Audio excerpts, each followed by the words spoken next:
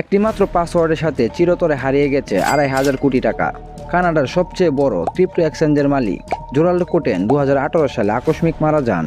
কিন্তু রহস্যের বিষয় হলো তার কাস্টমারদের প্রায় $250 মিলিয়ন ক্রিপ্টোকারেন্সি যে অফলাইন হার্ড ড্রাইভে ছিল সেটির পাসওয়ার্ড কেবল তিনিই জানতেন। আজ পর্যন্ত বিশ্বের বড় বড় হ্যাকার এবং বিশেষজ্ঞরা সেই ড্রাইভটি আনলক করতে পারেনি।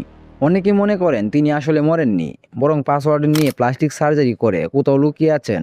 এই রহস্যময় নিখোঁজ ডায়েরির পার্ট 2 চাইলে কমেন্টে ক্রিপ্টো লিখুন। একটি মাত্র পাসওয়ার্ডের সাথে চিরতরে হারিয়ে গেছে ২৫০০ কোটি টাকা। কানাডার সবচেয়ে বড় ক্রিপ্টো এক্সচেঞ্জের মালিক জোরাল্ড কোটেন ২০১৮ সালে আকস্মিক মারা যান। কিন্তু রহস্যের বিষয় হলো তার কাস্টমারদের প্রায় $250 মিলিয়ন ক্রিপ্টোকারেন্সি যে অফলাইন হার্ড ড্রাইভে ছিল সেটির পাসওয়ার্ড কেবল তিনিই জানতেন। আজ পর্যন্ত বিশ্বের বড় বড় হ্যাকার এবং বিশেষজ্ঞরা সেই ড্রাইভটি আনলক করতে পারেনি। অনেকেই মনে করেন তিনি আসলে মরেননি, বরং পাসওয়ার্ড নিয়ে প্লাস্টিক সার্জারি করে কোথাও লুকিয়ে আছেন। এই রহস্যময় নিখোঁজ ডায়েরির পার্ট 2 চাইলে কমেন্টে ক্রিপ্টো লিখুন।